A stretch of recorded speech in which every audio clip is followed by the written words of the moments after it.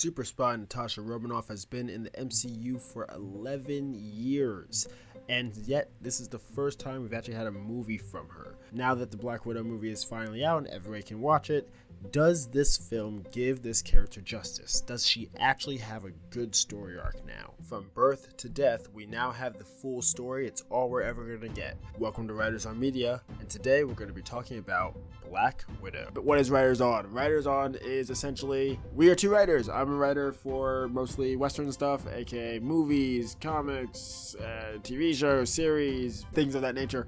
And we have, my name is Lloyd, and we have... And hi, my name is Jose, and I'm more Eastern/Japanese. When it comes to that, I tend to write more akin to anime mangas. I do a lot of light novel and stuff like that. So I have a lot of that influence, and thus we have two very different perspectives in pretty much everything. But somehow we're still friends. Somehow. So basically we're going to be talking about a bunch of different topics each week or so, and we're going to essentially go from our own perspectives on like our influences and how we feel about the film or the thing that we're doing. So today we're talking about Black Widow, and did Marvel do justice to Black Widow? Like, did Marvel finally do this character right? Who is this character in the What MCU? happened with Black Widow, pretty much? Like, Yeah. First, I guess it's interesting to see that for a character. Spoilers for Infinity War and Endgame. Also, I'm sorry, I forgot about that. This whole thing is spoilers, by the way. Like, if you have not seen Black Widow the movie, turn this off, go back to a review or something, go watch the movie. But yeah, this is a whole spoiler thing. There's no... You were warned. Go. So yeah, just in case. Knowing her fate at the end of Endgame, it's interesting that this is movie focused on the period of time in, I think it's after Civil War? After Civil War, yeah. And then focusing on her after the Avengers were pretty much fractured. And this is supposedly her movie focusing on her and her past. And this was the one movie, the one point in which we're actually able to focus solely on Natasha. And I, for once, will say, without giving away too much for the rest of the podcast, that I feel she is still pretty bland. She is still pretty monotone. She is a bit more of her character after this movie, and she has great moments, but she's not a strong character to carry a movie, at least not this adaptation of her. Okay, see, and this is definitely where we disagree. Because I think the movie gave a lot of... Basically, this movie is... I don't think the movie itself is her film, but I think giving her a backstory of making those little lines in Avengers movies make sense. True. So things like, I forgot which movie it was, but she said something about like, y'all call some daughter or something like that. That's a thing. And she's like, how dare you? Yeah. Like, and it's this whole thing. And I'm like, oh, I don't know who this person is. Who are you talking about? Like, and now I'm like, oh, you killed this person. Okay, got it. And I think that's what's kind of cool about this film. Like, a lot of the things I thought in my head, I'm like, okay, she was an assassin. She was just she was an assassin with the KGB, with the Russian stuff, and then she was not. And we met her as a SHIELD agent. So it was exactly. Like, we met her as Tony's assistant first. We met her as who was disguised as Nick Fury's right-hand woman, basically. And it was just very like, okay, that's who she is. That's the character. And I was fine with that, except for the fact that I've always wanted to see the assassin. Yes. I've always wanted to see what she did. What's the red in her ledger? Like what her is struggle, this red? Where she came from. Yeah, I wanted to see her get out of the red room. And actually, if you watch Peggy Carter, that's Agent Carter. Sorry, Agent Carter. Yeah, there's a whole thing there with a character named Dottie, who is a red room operative, I guess, like a red room operative from the red room, and that's the first time you actually get a really good glimpse of what the red room actually is and how old that thing is. Exactly. Because the cars like 50s and 40s. Exactly. So yeah, it's been going on for years, and I think that this movie gave me the horror of that, of like what the red room actually is and what she went through. Did it though? I mean, they're all basically human trafficked, like, but girls from all over the globe, and then once they are trafficked, they assess their genes or genetics or whatever, see if they did good, and the ones that fail, they get killed, and the movie says 1 in 20. So it's like, yeah, but that's the thing. The movie told you that more than showing it to you. No, it showed me that. I'm sorry, no. The beginning of that movie is. What did they show you? They show you the guy. They showed me the girl dying. They showed me them getting. What girl died? They show the you a black guy girl. say She dies. She got like legitimately killed on screen because I don't remember that. She was in the. So there was a bunch of people in that. In the car or whatever. In the storage crate. In the thing. It was very. I thought they were going to shoot everyone in that thing. Same. That's what I was expecting. I was so not exactly. happy. I was like, no, you better not shoot these girls. Exactly. You better not do this. Or at least do it off screen. Do it off screen. I didn't. I was very upset with that scene. Anyway, so they do that, and then once they do that, then they go into the slab, and they show this girl that they do brain surgery on all these girls, and then once the brain surgery was over, they had this one girl, and then basically just like pulled the veil over her. Yes. And I was like, oh, okay, so this isn't like, okay, got it, great. And then later on in the movie, yes, they tell you, they don't show you. Exactly. And they do tell you that, hey, like they don't always make it, and we have like 1 in 20. I guess I'm like, oh, okay, cool. So you're just murdering girls pretty much entire, like, for years, like 70 something years, maybe. Like it was still going. It's still. Oh god, yeah. And by the end of the movie, technically, no, it's not still. That's still in Red Room. The Red Room's dead. No. I mean, by the point of the movie, they're still. Doing at the point where like that's like 2016, 2017. Yeah, exactly. 2016, 2017. Yeah. No, but I think so. Like you mentioned this before we started recording today, but it's really interesting because this could have been a really gritty, real movie of the more humane side of Marvel by focusing on the killer character. Yeah, making her more of an actual assassin. But it's a Marvel movie full of jokes, and I think the best parts of the movie. Of this movie, like not the best parts in the sense that they're good or bad, it depends on you, of course. Yeah, is when they poke so much fun of Natasha, and like when you like keep saying like why you're such a poser, is like I never thought about it until today. I was like she's kind of a poser. Like there's no need. She's like one of the world's top assassin, and she keeps doing the little pose, with the hair flip and stuff. I'm like that is really stupid now that I think about it. But isn't that like? I mean, not to put feminism stuff in it, but isn't that the male director's fault for all those movies that happened? But the fact that they poke fun to it, like, that was kind of clever. I'm happy they did that. And the best character in the movie was the one that poked fun of it. And then she ends up doing it, and she was like, ugh. And that was great. That was a great moment. But, again, this is what I'm trying to say, right? This is what I'm trying to say. So, like, the best character in the movie is not Natasha. The most fun character in the movie is not Natasha. Yeah. And at times, she's not even the center of attention in the movie. And that's not necessarily a bad thing, but I feel like they had the one chance to really make a movie about her. Yeah. But it feels to me, at least, that the Natasha this Marvel Cinematic Universe made was not interesting enough, and they realized that, so that's why they put so much strong supporting cast on this movie. But isn't Black Widow herself, like Natasha Romanoff's that character... Maybe you're right. Maybe she's not strong enough, but I think the way that she's always been portrayed in the MCU is she's a supporting character. Yeah. But not just supporting, like how Natasha feels and how she is as a person because of how she supports the people around her. True. Like the way that in this movie, the beginning scene of the movie actually was like my favorite thing. It was actually really good. The opening scene is great. The flashback scene. Yeah, the flashback scene. Great scene. And at first when I was watching it, because you have little Natasha like protecting Yelena, and it's like this whole thing, like, no, get back, I will kill you, like, she has a whole gun on all these people, and this whole thing's happening, and she's just like really not okay with this, but Yelena's like, well, we're going she's all crying and stuff. Yeah, she's happy, and then she's like, she's happy, she's fine with it, and I realized, not until after they meet in the family, they meet in like the dinner room, the pig farm, they meet at the pig farm, and then basically once they're at the pig farm, once they're at the pig farm, there was a scene where like, oh, we had a 3-year mission and we executed it to success. We did that. Perfect. We literally became a family. Yes, we became a family. We're great. We're fantastic. And like, first off, that's not the source of this video, this podcast, but like, the parents' whole like, that we are perfect. What do you mean? What are you talking about? We were incredible. Like, the fact that they didn't grasp the trauma that they have caused. It's gonna screw it up. It's so screwed up. It's super screwed up. And like, they're sitting there, and they're like, they're just crying. They're talking. They're just like, we did a great job, didn't we, honey? Yes, we did. But they play like laughs for most of the time, though. But I think that worked. It does because of how they actually are, because the humans, we make things funny all the time. That's what we do. It is kind of a black comedy at times. Yes, it's dark. It's super dark, and even the whole like thing about like because again like it's not oh god I hate I keep talking about Yelena. Yeah, it's a whole we're talking about Black Widow. We're talking about Black Widow. Oh god, but Yelena's whole thing about she's talking about her ovaries and them being torn up and teared up, and it was so messed up. Yeah. But it was also like it was a joke. But it was like a joke of like, yeah, like this is the crazy stuff I've been through, and like you're the reason.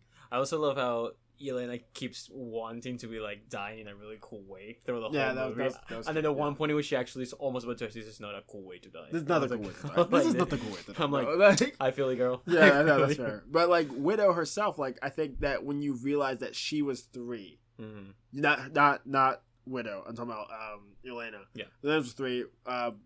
Natasha was a little bit older. She was like around 5-7. Yeah, so she's already been to Red Room. She's already understood. Both of them have been to Red Room. She already had training by that time. Yeah, they both had training. They both had training. But it was like, I know what you're about to do to this girl. True. I understand, and that's why like that whole like I will kill you if you do not touch her. Exactly. And I think that was really beautiful to me. Like I don't know, something about that was like really like I understand your heart. And when you go in the future of her like fighting with Steve or fighting with Nick or fighting with anyone or Hawkeye's relationship, that's what it makes her death make sense too. It's like I'll give you that. Yeah, like I'm gonna kill myself on Hawkeye. Honestly, when I first saw Endgame and I saw that scene, I didn't think it worked very well. Oh really? That got me so because I didn't expect. I really thought Hawkeye was gonna die. I was so sure he was gonna die that I was shocked when it was Natasha. But here's the thing, though. Yeah, you're talking about because to me, Endgame / Infinity War Natasha, and anything beyond that is kind of like 2 different ways of portraying a character. Because Iron Man was she in another movie besides Iron Man and Avengers? No, right? She was in Iron Man 2. Iron Man 2. Captain America. Iron Man 2. Avengers. Captain America Winter Soldier. Civil War. Exactly. Avengers Age of Ultron. Yes. Civil War. And then she was Infinity War. Endgame. So she's been in 7 movies. Yeah, and then Black Widow. Yeah, exactly. So 8 movies. So out of the 8 movies she's been in, right? Yeah. I think Iron Man 2, she had no character. She was just the cool female action character. Yeah. Avengers, she was more of like the cool action hero, but they kind of play off the friendship with Hawkeye, a little more, and that was it. Yeah. And then finally in Age of Ultron, they started doing the whole romance with Hulk, which that was weird. But, wait, no, you're before that. Winter Soldier. Winter Soldier comes before that. But what does she do? She's pretty much a support character in that movie. But she's. What else does she do? That was the first time she had a friend. Steve, right? Yes. Yeah, that's the first time she was like... what was she doing? Pretty much supporting him. No, she was supporting him. I was saying, like, she had a whole monologue about, like, oh, I don't know who I am. Who do you want me to be? Exactly. Like, this whole thing of, like, I'm not worthy of all this exactly. But that's what I'm trying to say. So, at that point, there's a point in the Marvel Cinematic Universe in which she starts to finally get a character. It's that. That's what I'm saying. I was gonna say it was Age of Ultron, but you're right. It was Winter Soldier. Okay. And then it goes to Age of Ultron with the Hulk romance, and then finally becomes in Civil War, in which she actually has to pick a side, and then she does this whole thing. And why are you smiling?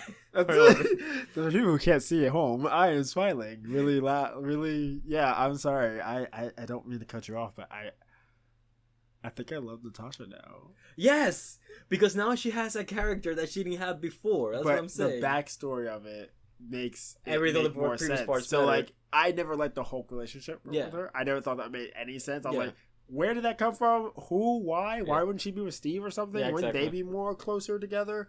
But there's a whole scientist. Like, why would... No. Then...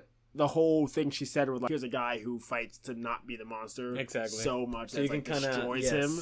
And now, like, knowing what she did, she killed the daughter. And it's like, oh, you know what? I get that to a point. Like, you're kind of like, this is a whole terrible monster that everyone calls monster, and I can relate to that. Yeah, like Black Widow retroactively makes her character better. Yes. Or it makes it make sense. Yeah, it makes sense. But I think my quipes with the movie is that I feel there is a good character there that Marvel could potentially study and do something really cool with her. but either they're not capable of, they don't want to for whatever reason, and the one movie they had the shot to started really strong with that backstory of hers, and then it devolved again into basic Marvel movie, and then it just gets certain points in the story, like in the final fight with what was his name? Evil Taskmaster? No, evil bad guy. At the end. I have no idea. I don't. The guy who runs the Red Room. Yeah, That basically, dude, yeah. like that. That was the scene with her dealing with him was great. I think that was good. That was yeah, the best that was characterization really I feel Black Widow has had in the entire series. So basically, just her banging her head against the desk. I know everything all the empowering energy she had. Like she knows this is the guy responsible. Yeah. For all the things that happened. Yeah.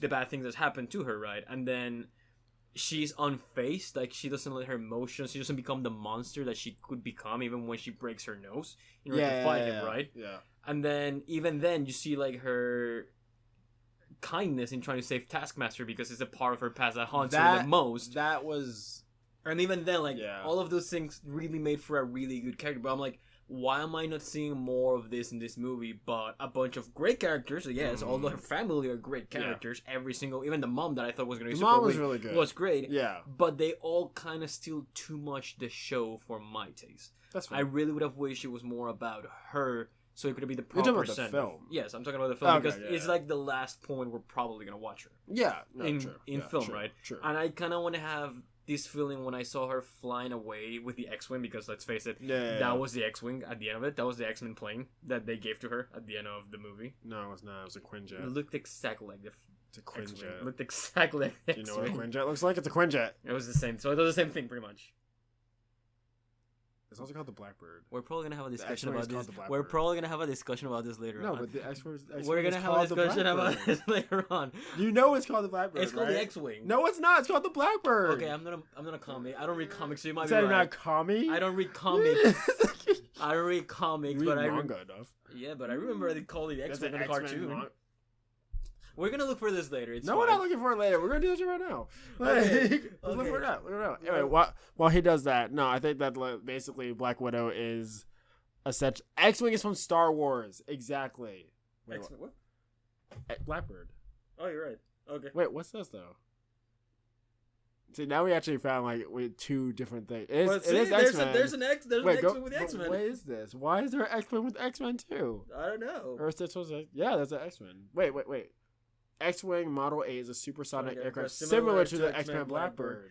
So they must have used it at some point So in they some of the used animated both. shows or Yeah. something, and that's why I thought it was the X-wing. You know what? That makes sense though, because honestly, There we go. Blackbird's a dumb name for an X-Men vehicle. And then the X-wing, Like, it makes sense. X-wing, yeah, it it makes sense. Yeah, it makes sense. Okay, fine. We just wasted a whole minute. On No, that. we didn't. It's character. It's character. No, but Black Widow's character in this movie, and not even the movie, it's the whole time. Like, I think that I would have liked to see more assassin stuff. Now, this is actually kind of interesting. You don't usually get to do this for characters. I guess you can do it with Tony Stark because he's dead too. Exactly. So, like, but you don't get to usually go back and be like, okay, well, here's all we're ever gonna get from this character ever again. Yes. So, no, but I think like you don't get to usually like go from like the beginning to the end of a character. So, like, even Tony Stark, I don't know what he was as a child. True. So it's actually kind of cool. Like, I get to like see like, oh, he was a kid. Natasha was a kid, and even as a kid, it went from this all the way to her death. Yes. And by the end, I'm like, did the character get redeemed? Yeah, I guess so. But like, she still did kill A bunch of people. Honestly, I think that's what this movie made me realize. I think that's what, and now I can finally say the line I wanted to say. The assassination thing. I like Yelena Belova says in one of the scenes, like, I'm not the assassin. I'm not the assassin. I'm not the killer. I'm not the killer. I'm not the killer that little girls call their hero. And for me, I've always thought that watching Avengers, watching all this, I knew Natasha was a whole murderer. Like, she's a freaking assassin. Like, similar to why Bucky could never get the shield. The shield. Yeah, which that made total sense. Yeah, it made total sense. I was like, oh, Bucky should get the shield. I'm like, Bucky is a wanted fugitive. He's screwed up in so many ways. Yes, I think officially he killed JFK. Yeah. Officially in the Marvel universe, he killed JFK. Yeah. Like, so I'm like, no! Like, he's not in jail now. Yep. Like, and Natasha's the same thing. Like, she's lucky she's not in jail now. Because, like, the only reason that she's ever been able to not be, you know, whatever for her crimes is because she brought that dude that she thought she killed. Which she did, and it went horribly wrong. Also, what was that about? I think it was the one condition either Shield or the American government gave her in order to like defect. No, I got that part, but remember, like, she's like, I killed him. Oh, so remember that she exploded the building, but they never saw the body. So he escaped somehow. Oh, wait, was the... Oh, because that's when collateral. Yeah, exactly. Now that's what she was saying is collateral damage. Oh god, that's terrifying. I know. Oh, okay. But see what I'm saying? Like, they don't give you the proper focus because No, it doesn't. you didn't even pick up on that. That's what I'm saying. I didn't pick up on that at all. That's sad. I overanalyzed this little detail, so that's why I got it. But still, like, if it would have been more focused on that. See, I would have loved for there to be a section in which we explore, even for a couple of minutes, that part of her life instead of it just being a flashback with her in a car. That would be more effective in the long run for me. You know you're right about that. Yeah, so that's what I'm saying. That's my biggest critique with the movie. Yep, you're right. I know. All right, cool. That is so at the end of the day, it's like. So I think we should each answer the question: did Marvel did her justice in the end? I think that they did better. I think that the character is better now, and I think that it could be. Like, you and me remember Budapest very differently. Like, that line, like, makes sense. I think now watching, also Loki, that whole Loki scene where she's talking to Loki in the glass thing in Avengers, the first Avengers movie. Yeah. Like, that scene makes a lot more sense now too. Yeah. Like, everything makes sense now. And I think that's like, I feel like I actually should just go watch the MCU movies that she's in and just watch that. If you go to Disney Plus, they do that now. Like, all of the banners are the movies, but it's her on the banners. Oh, that's cool. That was actually pretty cool. Like, this one. Yeah, so it's like, it's like Winter Soldier, and you think it's Bucky or Steve, it's her on the poster. Cute. That's like pretty cool. That's cute. Yeah, no, I like that. I think that she actually has a lot better. She has a bigger role, not bigger role, but she has a much better role now. Yeah, I think that makes more sense. I think that the Black Widow program makes a lot more sense now, too. I think that was always a thing that if you had never seen Peggy Carter, if you've never seen Agent Carter, you don't know much about the Red Room. Exactly. The person I was watching it with actually did not know what this place was at all. I didn't even know when I watched it. You didn't know it was when I watched it, I think I didn't connect it. Oh, okay, cool. Yeah. But also, one little tiny stupid thing. The Red Room is amazing. It is. That was cool. It is pretty cool. The flying fortress is in the. That is so anime. It's ridiculous. It is. It is. It was so anime. I was like, this is some Ghibli It is stuff. so anime. What is this? But it is also like Marvel as hell. Like that's super Marvel. The helicarrier was Marvel. Yeah. But the way that thing looked, true. Was it was like towers I give it to you. in the sky on a cloud, and I'm like, that's really cool. Yeah. But also like, wow, and it's so sad because it's just brought down. Oh, also never mind. We're not talking about that. Anyway. The fact that it didn't make sense how Natasha survived that. Yes, it didn't make sense. The last like third of the film is just nonsensical. It's just a mess. It's just there's just nothing. Nothing makes any sense. I love it, but just the way some of the things play out, you're like, how? Yeah, you're just how? Also, Yelena had a shoot. She did. But why was she messed up more than she? Natasha had a whole fight in the air, got hit with a bunch of things, and then fell out, and it was like, I'm good, let's fight. I was like, we're both backwards. Right, exactly. But Yelena's like, wait, you flew down gently. Yeah, you were fine. That was dumb. Well, she didn't got an explosion, but the explosion happened like hours. Just to wrap it up. You already answered that. I think they did her as much justice as current Marvel media can make her justice cinema-wise. Ooh, that's fair. Obviously, comics are gonna be better because they have had way many ways to portray her, and I'm sure all of the Black Widow fans out there will be like, "Oh yes, X comic portrays her the best" or whatever. But currently, this is as good as it's probably gonna get for the MCU. And if there's any other point in which we reboot all of this and we get another shot at her, I do hope we have a better representation of the character's core and ideas. That's my opinion. Cool. Yeah, so there you go. All right, cool. That is everything. This is a plot dive. Took a bit more time than we got for. No, I think that it's fine. You can tell us if you like the time or not. You're all just listening to us in your pocket anyway, like you are in your car. So yeah, I hope we helped your commute. Sorry. I'm glad if we did. Yeah. All right. So that's everything. Please follow us on Apple Podcasts, Spotify, any of your podcast streaming place of choice. And follow us on YouTube as well. And that's about it. So see you later. And take care. See y'all. Oh wait, I didn't even give you a question. I'm sorry. Commenting. Yeah. Do you think Marvel gave Black Widow justice as well? If there are comments on your podcasting thing, please leave a comment. Are you a fan of Black Widow? What do you thought of the movie? All of those things. Yeah, please just do that. See Bye. you. This has been Writers on Media, and we'll come back with more reviews. And yeah, bye. Peace.